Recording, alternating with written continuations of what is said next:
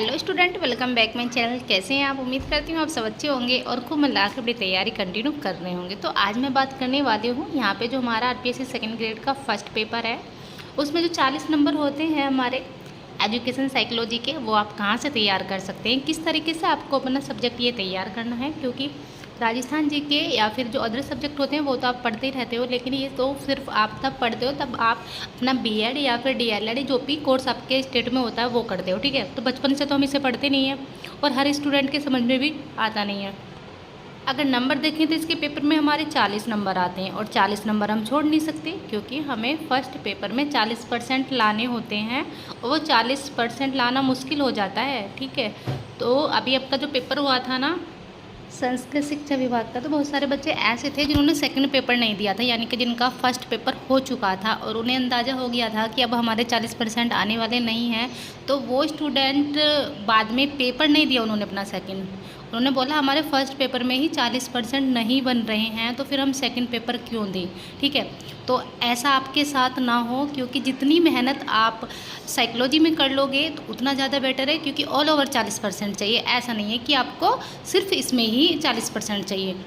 और आप सबने मुझे कमेंट भी किया था कि आपके पास कौन सी बुक है, आप कौन सी बुक पढ़ रहे हो। तो मैं आपको बता दूं, मेरे पास जो बुक है वो है अवनी पब्लिकेशन की। आप देख सकते हैं जो मेरा लैपटॉप है उसकी साइड में रखी हुई है, यही बुक है मेरे पास अवनी पब्लिकेशन की।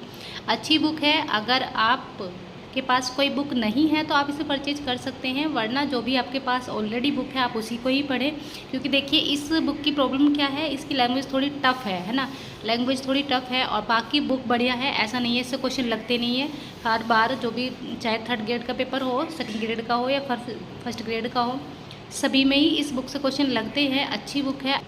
अब मैं आपको बताती हूँ कि आपका प्रोसेस क्या होना चाहिए पढ़ने का, मैं किस तरीके से पढ़ती हूँ। देखिए, सबसे पहले आपको जो भी आपका सेकंड ग्रेड का पेपर है और जो भी आपकी यूनिट है, ये जो यूनिट फर्स्ट है एजुकेशन साइकोलॉजी की, उसको जो भी उसके प्रीवियस ईयर क्वेश्चन पेपर हैं उनको देखना है। ठीक है, और वो आप कहाँ से देखेंगे, आप मुझे कमेंट कर सकते हैं, तो मैं आपको अपना टेलीग्राम चैनल का जो लिंक है वो बता दूँगी। और अपने टेलीग्राम चैनल पर जो भी सेकंड ग्रेड के ऑल सब्जेक्ट के पेपर हैं प्रीवियस ईयर, वो मैं वहाँ पे शेयर कर दूँगी। कलाम एकेडमी के हैं मेरे पास, आप उन्हें देख लेना।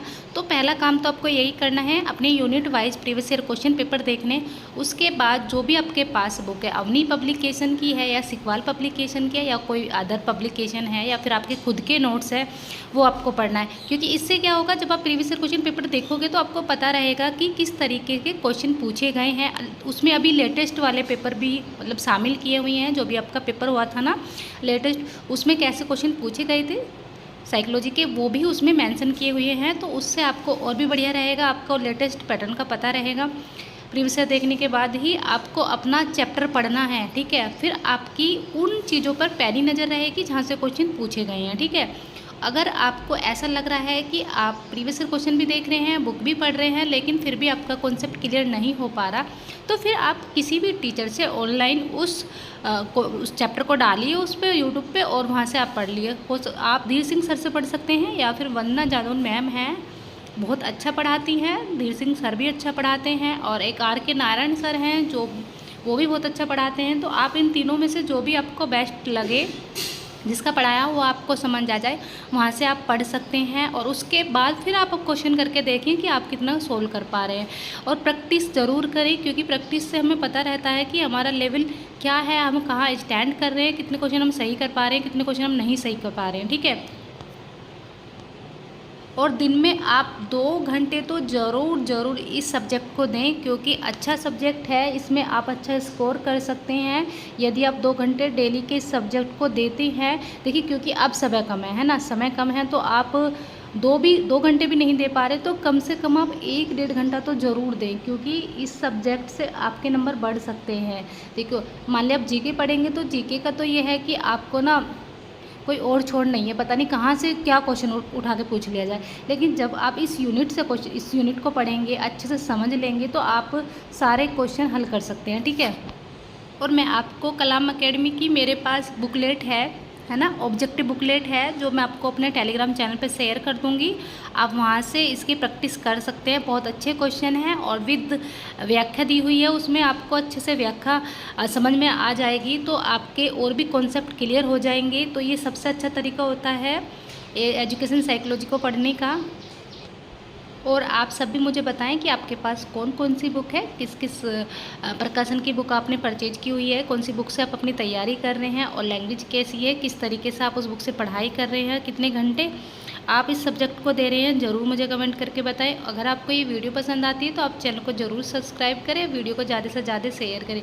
देखिए होता क्या है ना, जब लास्ट समय चल रहा होता है पेपर का तो हम पे ना प्रेशर ज़्यादा होता है, क्योंकि हमें ऐसा लगता है कि मुझे जीके पढ़नी है ना, राजस्थान जीके पढ़नी है, मुझे इंडियन जीके भी पढ़नी है, इंडियन ज्योग्राफी पढ़नी है, इंडियन पॉलिटी पढ़नी है, राजस्थान पॉलिटी पढ़नी है, और मुझे यहाँ पे जो पढ़नी है वो अर्थव्यवस्था वाला जो टॉपिक है, 4 टॉपिक हैं वो हमें पढ़ने हैं ना, जो दबाव समूह है, भारत की विदेश नीति है और राजनीतिक जो दल है वो हमें पढ़ने हैं। तो ऑल ओवर देखा जाए तो बहुत फर्स्ट पेपर का ही इतना ज़्यादा सिलेबस है कि अगर हम बैठ जाएं ना सोचने कि क्या पढूं क्या ना पढूं तो सच में हम बहुत परेशान हो जाएंगे। लेकिन ये आपकी प्रॉब्लम नहीं है, हर स्टूडेंट की प्रॉब्लम है, हर स्टूडेंट को ऐसा लगता है। क्योंकि मेरा खुद का मानना ये है कि यदि किसी स्टूडेंट ने थोड़ी भी मेहनत करी है तो उसका ऐसा लगना स्वाभाविक है, उसे डर लगना चाहिए, क्योंकि जब उसने मेहनत की है तभी वो डर रहा है। अगर किसी बच्चे ने मेहनत ही नहीं की है ना तो वो इतना सोचेगा और ना ही वो इतना डरेगा कि आखिर मेरा पेपर कैसा जाएगा, कितना मैं पढ़ रहा हूँ दिन में।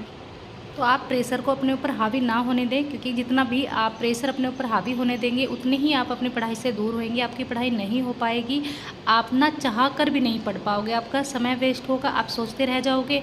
और जो अदर स्टूडेंट हैं जो अच्छे से मेहनत कर रहे हैं, फ्री माइंड होकर मेहनत कर रहे हैं, देखिए वो सिलेक्शन ले जाएंगे और हम सब ऐसे ही रह जाएंगे। ठीक है, तो आप ये मानकर चलिए ना कि आपके पास अभी 3rd ग्रेड की भी तो भर्ती है, सामने 3rd ग्रेड की भर्ती है जो आपका पेपर जनवरी में होने वाला है। अगर मेरा सिलेक्शन नहीं होता है 2nd ग्रेड में तो हद से हद क्या हो जाएगा, कुछ नहीं होगा ना। कोई बात नहीं, 1-2% आपको टोकेंगे कि आपका नहीं हुआ है, लेकिन आपके सामने जो भर्ती है 3rd ग्रेड की उसके लिए आप प्रिपेयर हो जाएंगे, उसके लिए आपकी तैयारी हो जाएगी। ये कितनी अच्छी बात है। नहीं, कुछ स्टूडेंट तो ऐसे है ना जब भी 3rd ग्रेड का नोटिफिकेशन आ जाएगा तभी वो तैयारी करेंगे, लेकिन आपकी तैयारी तो काफ़ी समय से चल रही है। बस पॉजिटिव सोचो, पॉजिटिव रहो और ज़रूर आपका सिलेक्शन होगा। ऐसी बात नहीं है कि आपका सिलेक्शन नहीं होगा। जब आप यहाँ तक आए हो, इतनी मेहनत करी है, बीएड किया है और उसके बाद टेट वगैरह पास किए हैं, फिर यहाँ पे आए हो, अब 2nd ग्रेड की तैयारी कर रहे हो इतने लंबे समय से, तो क्यों सिलेक्शन नहीं होगा। कोई बात नहीं है, पॉजिटिव सोचिए, पॉजिटिव रहिए और वीडियो पसंद आए चैनल को ज़रूर सब्सक्राइब करें, ज़्यादा से ज़्यादा शेयर करें। हाँ, यदि आपको प्रीवियस ईयर क्वेश्चन चाहिए तो आप मुझे कमेंट ज़रूर करना, ठीक है। और मैं फिर आपको अपना जो मेरा टेलीग्राम चैनल है उसका लिंक सेंड कर दूँगी, तो वहाँ से आप ये जो पेपर है वो डाउनलोड कर लेना। अच्छे पेपर हैं, एक्सप्लेनेशन भी दी हुई है साथ में, और कलाम अकेडमी के हैं। हो सकता है कुछ स्टूडेंट के पास हो, लेकिन यदि आपके पास नहीं है तो आप मुझे कमेंट कर सकते हैं, मैं आपको सेंड कर दूँगी। वीडियो ज़रूर शेयर करें, लाइक करें। थैंक यू, मिलती हूँ आपसे नेक्स्ट वीडियो में।